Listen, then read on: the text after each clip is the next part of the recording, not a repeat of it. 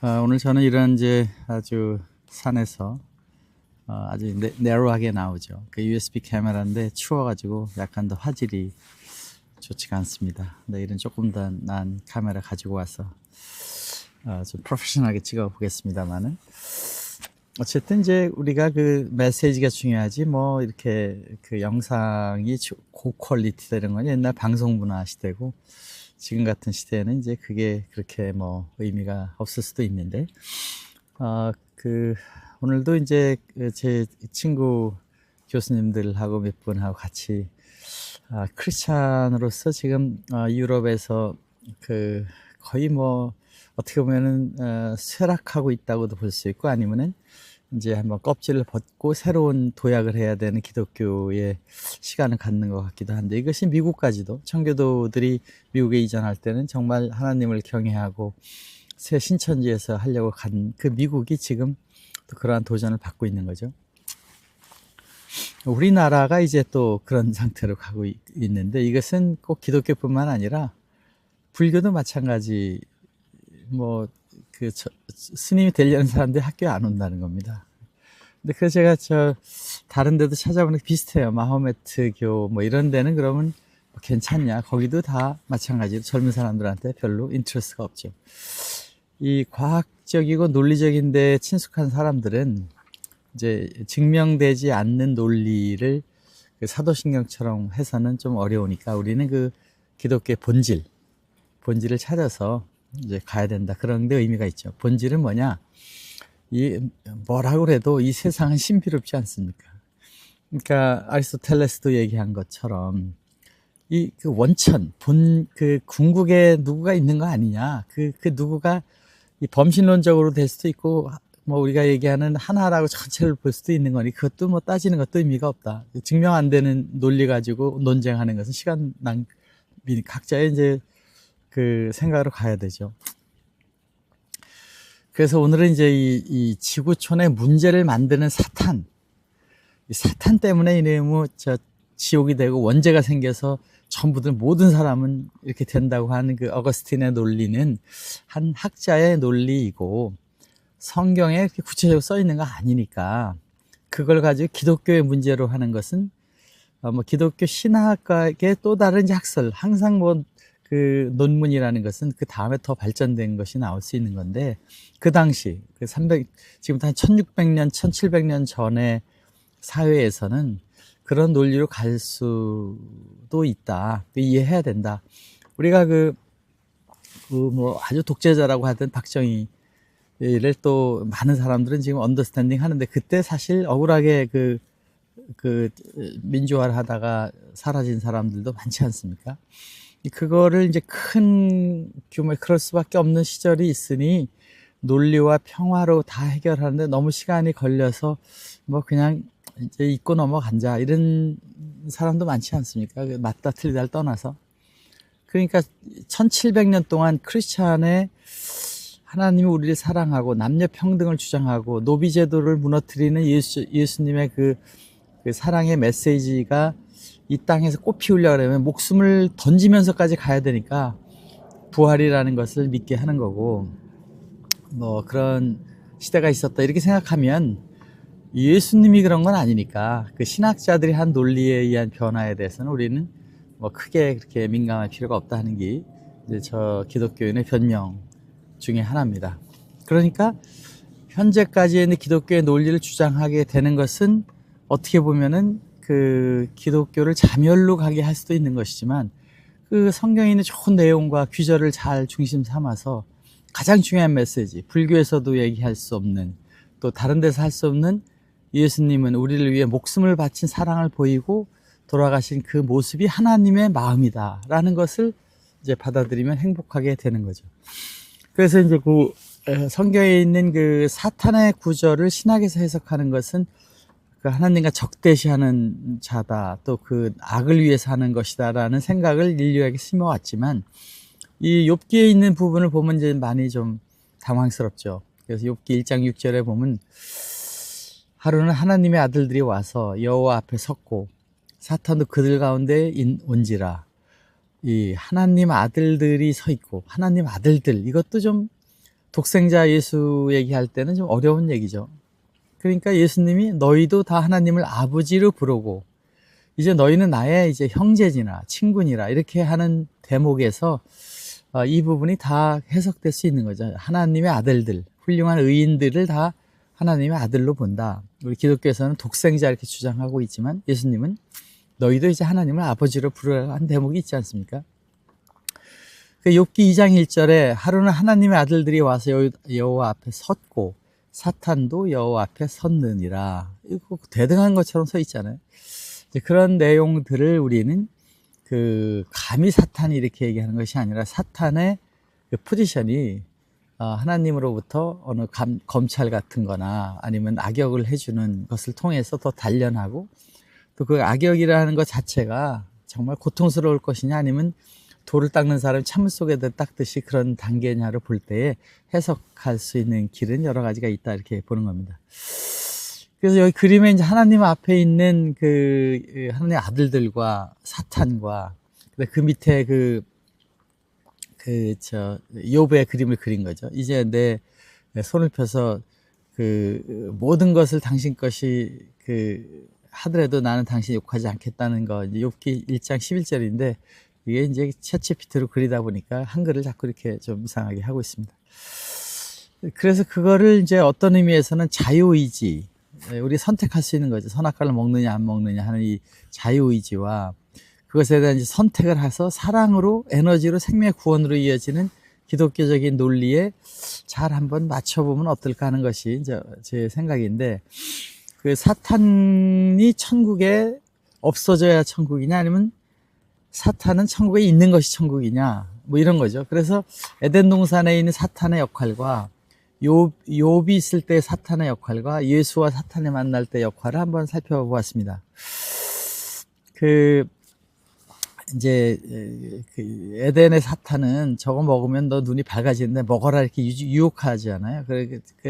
보암직한 걸 안 먹다가 먹는 상태가 되는 거고 욥의 사탄은 하나님이 이제 신에게 좋다는데 사람이 어찌 까닭없이 하나님을 경외하겠습니까? 이 질문은 욥만에게 한 것이 아니라 이제 우리 모두에게 하는 얘기로 들리는 거죠. 하나님 경외를 까닭없이 하겠냐? 뭐 이유가 있고 욕심이 있지 않겠냐? 이렇게 얘기를 하고 예수에게 온 사탄은 이제 떨어져 봐라 이런 얘기들 하면서 유혹을 하지 않습니까?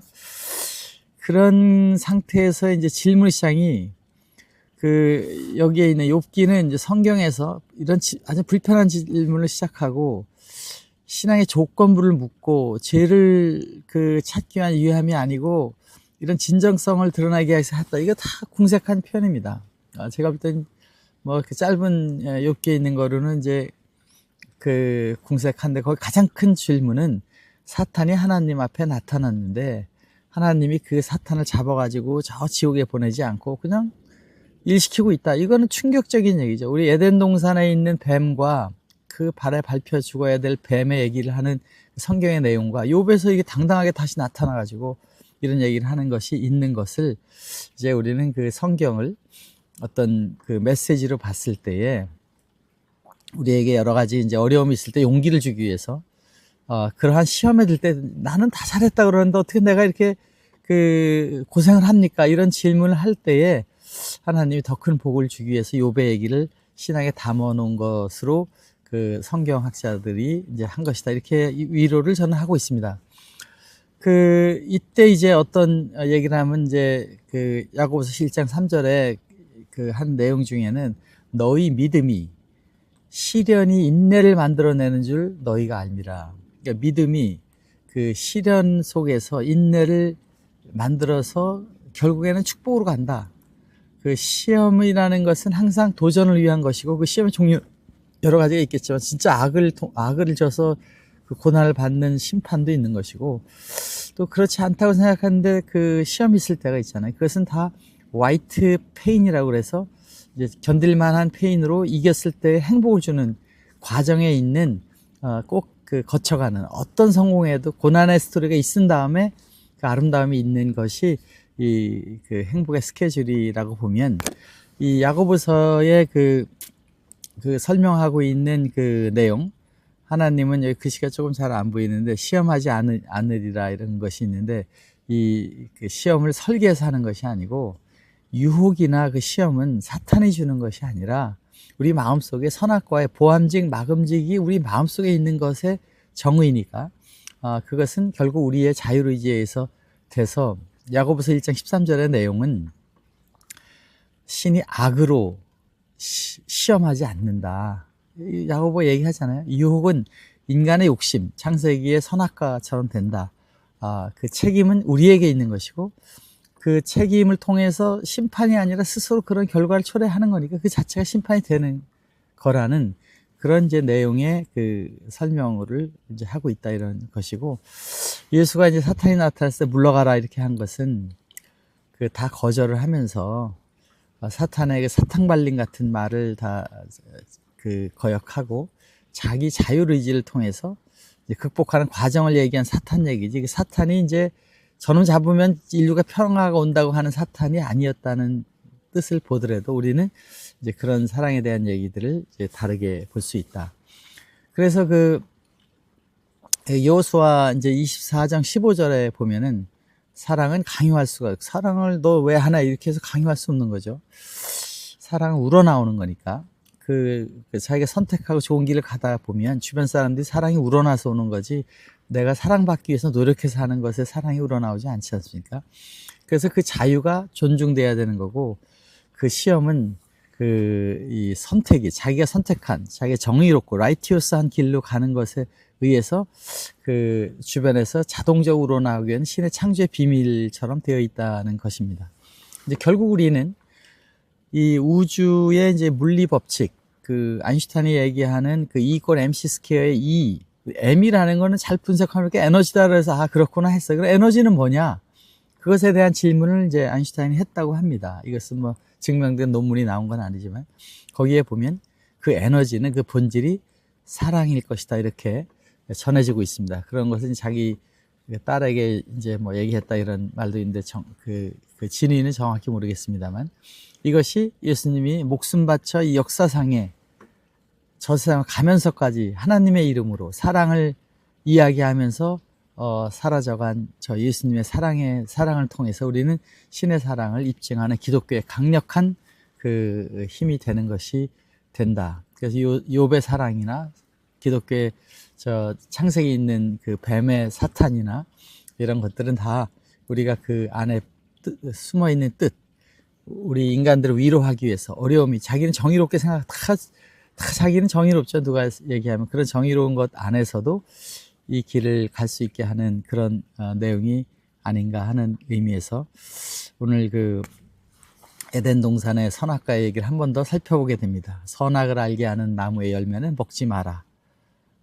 창세기에 있는 거죠. 에덴 동산에 선악과가 있었다. 그 선악과의 정의는 보암직 먹음직스러운 게 동산 한가운데 있다. 이것은 창조할 때 천당 안에 있는 동산 한가운데 그것이 있는 것이잖아요.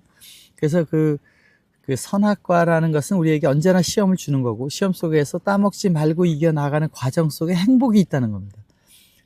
그걸 이겼을 때 행복이죠. 우리가 운동을 하고 나서 느끼는 행복이 있는 것처럼 항상 그 조금 하기 싫고 유혹이 있잖아요. 오늘은 좀 쉬자 이렇게 했는데 막상 안 돼. 가서 해야 돼. 그리고 열심히 하면 행복이 오듯이 모든 그 행복의 그 베일에는 그러한 논리가 있다. 그러니까 사탄의 역할에 대해서 우리는 사탄이 없어지면 이 세상에 천당이 온다 이런 생각을 하는 것은 어떻게 보면 유치한 생각이고 신이 사탄을 그냥 이렇게 존재하게 만든 건 필요성이 있어서 악역 역할을 하거나 이런 것이 따름이지 사탄이 우리의 영원한 적이 아니라 좀 그렇게 보이는 그 입장에 있는 것이다 라는 의미에서 그 사랑은 그 사탄을 통해서 더 아름다워질 수 있다 이렇게도 그 얘기를 할 수 있다고 봅니다.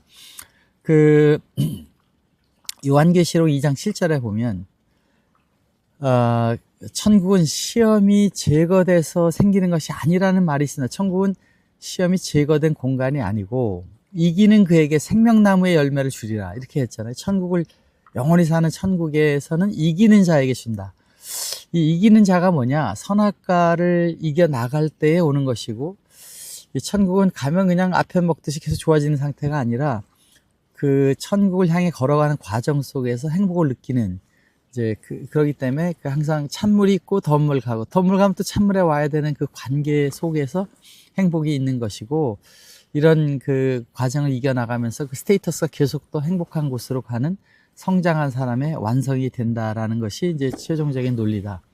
그래서 그 요한일서 4장 8절에 보면은 하나님은 인간을 사랑할 수 있게 창조했다. 하나님을 사랑하거나 하나님이 인간을 무조건 사랑한다고 저는 생각이 드는데 그 인간들이 하나님의 사랑을 찾고 발견하는 과정에는 선택과 시험이 있고 욥은 그 과정을 통해서 더욱 큰 사랑을 발견하게 되고 예수도 사랑을 그런 자기 몸을 희생하는 속에서도 인류를 사랑할 수 있는 마음까지 간 그 속에서 정말 위대한 사랑을 소유하게 돼서 지금 20억 기독교인들이 예수를 사랑하게 되는 것도 어떻게 보면 그런 결과라고 보면 최종 결론은 하나님은 우리를 정말 사랑하는 분. 이 지구가 존재하는데 그 근본적인 그 생명의 그 원천, 과학의 원천, 피직스의 원천이 신이라고 보면 신을 어떻게 정의한다는 게 불가능하겠죠. 그 너무나 큰 것이니까. 그러나 그 신이 기독교를 통해서 우리를 사랑해서 이 땅을 이렇게 인류에게 다 주고 맛있는 음식도 만들게 하고 맛있는 관광지도 가게 하고 광물도 우리가 부족함 없이 살고 있잖아요. 석유 걱정 별로 안 하고 있고 에너지 걱정 안 하고 있는 것은 신을 믿는다는 거죠. 우리 몸이 건강해 될 것이라는 게 자기 자신을 믿고 있는 게 신인데 그 신이 사랑으로 연결된 우리의 관계라는 것을 얘기한 크리스찬의 내용은 놀라운 삶의 희망을 주고 또 우리에게 그 안심, 죽음도 고통도 악한 상황에서도 희망을 가질 수 있게 하는 데에서 의미가 있다 이렇게 생각을 합니다. 오늘은 그 완성된 사랑의 세계를 가기 위해서는 자유의지에서 시험을 받고 이제 이 밑에 있는 거죠. 그래서 자유로운 결단에서 거기서 성숙하는 과정에서 사랑의 힘이 되고 그 힘이 폭발해서 이 열매가 맺어지면서 완성된 사랑의 세계로 간다. 이런 내용으로 한번 오늘 욥의 사탄을 중심으로 해서 성경에 있는 사탄의 얘기들을 가지고 제가 갖고 있는 기독교적인 그 믿음의 이야기를 나누어 봤습니다. 여러분 멋진 이 추운 겨울에 이제 저는 이런 산에 와서 이제 뭐 깜깜한 데서 LED 조명을 켜놓고 하고 있는데 지금 마이너스 10도가 넘는 것 같습니다만은 뭐 전혀 추위를 못 느끼죠. 이렇게 손에는 이제 이런 히팅한 거를 손난로 이렇게 들고서 이렇게 하고 있는데 이 컴퓨터가 작동 속도가 늦어가지고 조금 더 이제 뻑뻑대기는 하는 것 같습니다. 아무튼 이해하시고 그냥 한번 제가 해놓은 내용이지만 저에게는 중요한 사탄, 천국, 구원에 대한 정의를 하고 있는 것이기 때문에 이제 앞으로 이런 내용을 정리하기 전에 한 번씩 이렇게 제 스스로 자기 자신에게 하는 이야기를 남겨놓는 것입니다. 감사합니다. 사랑해요. 바이.